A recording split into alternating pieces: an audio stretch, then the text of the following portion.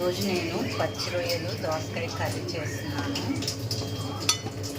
ఇవి కేజీ రొయ్యలు తీసుకున్నాను. కేజీ అవి ముందుగా కడిగి పసుపు ఉప్పు వేసి కడిగి వాటిని బాయిల్ చేస్తున్నాను. అందులో వాటర్ అంతా ఇంకిందాక ఈలోపు ఒక కుక్కర్ పెట్టుకొని దానికి ఆనియన్స్ దోసకాయ తరిగేసి పెట్టుకున్నాము. అలాగే ముందుగా కుక్కర్లో ఆయిల్ వేద్దాము. ఆయిల్ వేసి ఆనియన్స్ వేపేద్దాము. ముందుగా ఆనియన్స్ వేసి ఆనియన్స్ని బాగా వేపేసుకున్నాము ఆయిల్లో.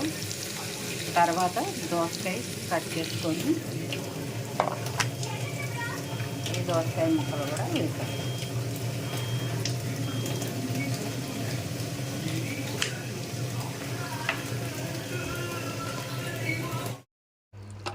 దీనిలో అల్లం వెల్లుల్లి పేస్ట్ వేసుకున్నాము. కొంచెం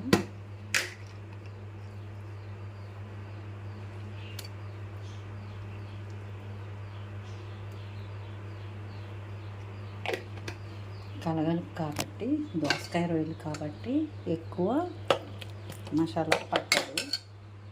ఇది బాగా వేగిన తర్వాత రొయ్యలు వేసేద్దాం. తర్వాత దోసకాయ వేసేద్దాం. బాగా వేగిపోయింది. ఈ రొయ్యలు వేసాను.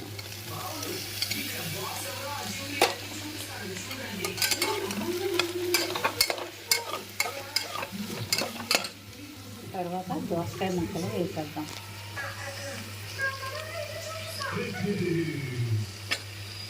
దీనిలో తగినంత ఉప్పు కారం అవి కూడా వేసేద్దాం. వేసేసి ఒక 2 విజిల్స్ రానిచ్చేద్దాం.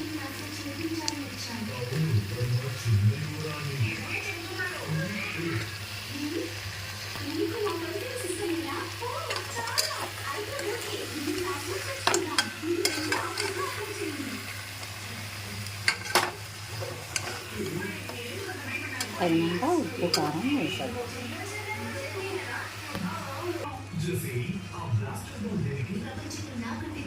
కారం 2 స్పూన్లు, ఉప్పు తగినంత వేసేసి కలిపేసి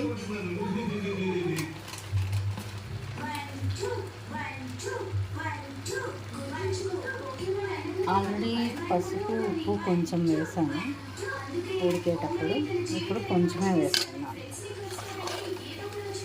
దించేటప్పుడు మసాలా పొడి వేసుకున్నాను. కొంచెం వాటర్ వేసి ఒక 2 విజిల్స్ రానిద్దాం. దీనిలో తగినంత వాటర్ వేద్దాం. కొంచెం సరిపోతాయండి.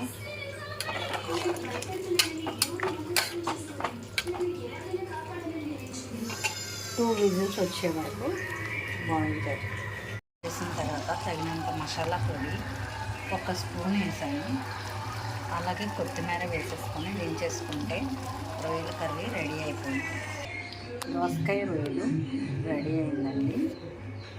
మీకు కనుక ఈ రెసిపీ నచ్చినట్లయితే లైక్ చేయండి, షేర్ చేయండి, సబ్స్క్రైబ్ చేయండి, అలాగే ట్రై చేయండి. Thank you.